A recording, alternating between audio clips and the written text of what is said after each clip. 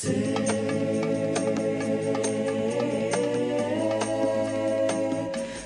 you, Allah. Thank you, Allah.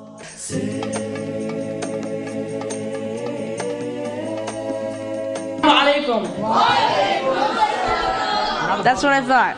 Okay, today we'll be having something unique. A joint lecture between Dr. Esam Alkhawaga and Dr. Esam MOSTAFA. Dr. Esam Alkhawaga was born in Egypt. He came to the United States in 1994. He graduated from Tanta Medical School in 1998. He then taught and practiced psychiatry at the Medical College of Virginia for 7 years before moving to Dayton, Ohio in June 2006. While receiving multiple teaching awards from the Medical College of Virginia, he spoke about several topics including family issues, raising children, and establishing Muslim American identity. It is with our utmost joy that we introduce Dr. Esam Alkhawaga.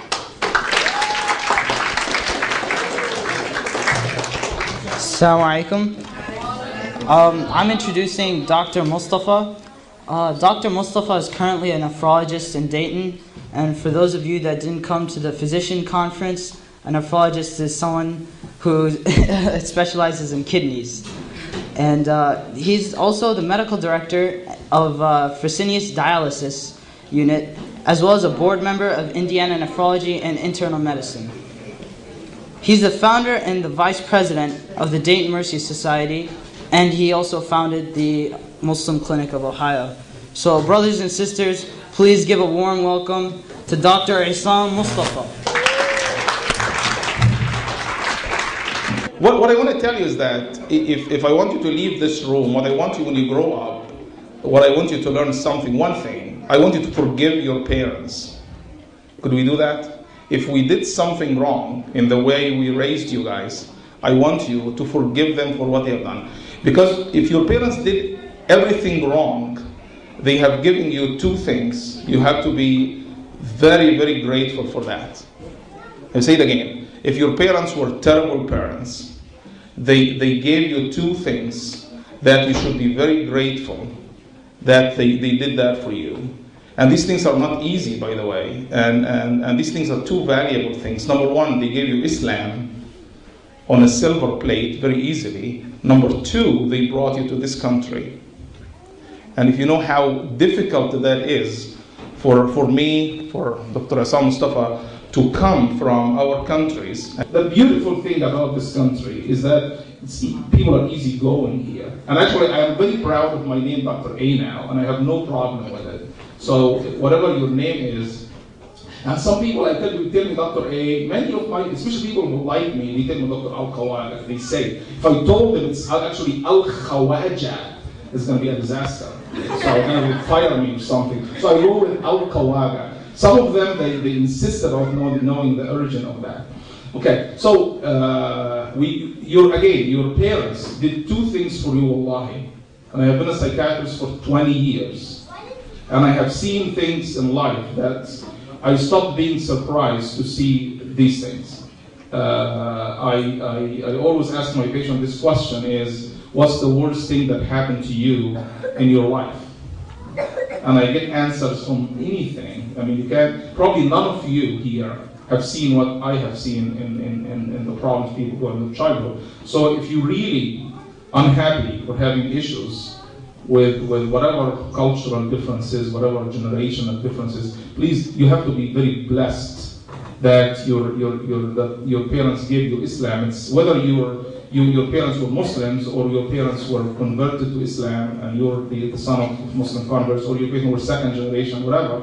But these blessings that you're a Muslim in this country, you can't imagine how valuable that is. Because I was a Muslim in another country, he was a Muslim in another country, and it's not like being Muslims here, by the way, in this country. And again, if you're not a Muslim and if you're not raised in the Islamic way, many of the pathology I see, many of the problems I see, say, oh my God, isn't Islam have solutions for this? Really, it does. And with whatever dysfunction we have in our community, I can tell you that we're much, much, much better than a lot of the things we see, that I see personally.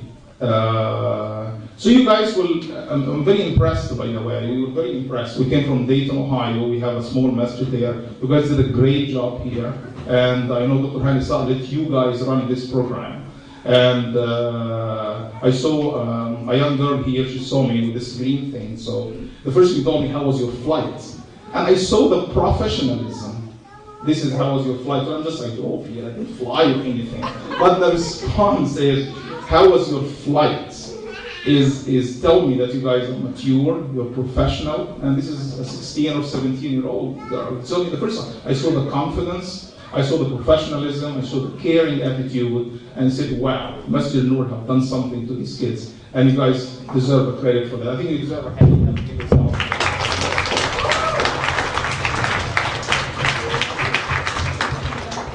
Okay, I will stop here, then I give the other Esam, MOSTAFA, a little bit to talk, and then I'll come back. So to make it less boring for you guys. Well, I'm not sure. He's the real speaker, I'm the fake one. But my name is Esam MOSTAFA, and they call me in the hospital Esam MOSTAFA. But I respond to both when they page me. At least it's cooking.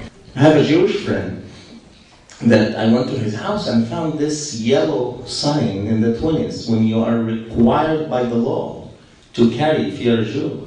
I asked him why? Why you kept it all these years? He said, I remind my grandchildren, if you are not committed to this deen, if you're not committed to this religion, there will be another Holocaust. I don't like the scaring attitude. I don't like to scare people to just to be committed, but are we committed? When you guys coming here for Saturday and Sunday school, but are you going to come when you are 30 years old and you have a life? Are you going to come to this mosque? This is the commitment we're looking for. But the Prophet Muhammad, when he dealt with the Sahaba, he dealt with that level. He dealt with them in that level. He was relying on the 16 and the 12 and the 10 years old. And you know what he said in Sahih al-Bukhari? He said, Nasarani Shabab. That who supported me are the young people. Because the old people have an agenda. They have an agenda. They didn't like what the Prophet ﷺ came with because it would compromise their business. He said, Nasarani Shabab. Those are the people we are looking at. The change will come. We are in a turning point. And if you don't understand it, this is the time to understand it. This is the time to understanding that Islam in America is in a turning point. Well, I hate lectures. I hate giving lectures and I hate listening to lectures because you will never change by lectures. This will never happen. People can get information, they can be motivated for 3 seconds. When you leave here, that's it. Are you going to think about it when you go home? Maybe in 20 years. You remember something somebody told you? But really what changed people, and when you look at the Sahaba model, what changed people is the heart. Islam deals with the heart. If you can change people's heart, this is the big deal. The Prophet ﷺ stayed one day after Fajr. Look at 1,000 people in Salat al-Fajr. And then ask a question. And you know what he asked? He asked it, who among you gave, that's Fajr, that's 5 o'clock in the morning, gave sadaqah, give money to the poor or the needy. And Sayyidina Abu Bakr raised his hand. That's 5 o'clock in the morning. What does it mean? He's talking about today. And then he said, who among you visited a sick person? And Abu Bakr raised his hand. And then the Prophet Muhammad, he said that Abu Bakr, ma sabaqakum, he was not ahead of you because of what he did, but because of his heart. And what's in his heart, this is what we have to work on. We need to work in our hearts. We need to look into our hearts. This is the big deal. If we can change one heart tonight, this is going to be the person who's going to go to harm.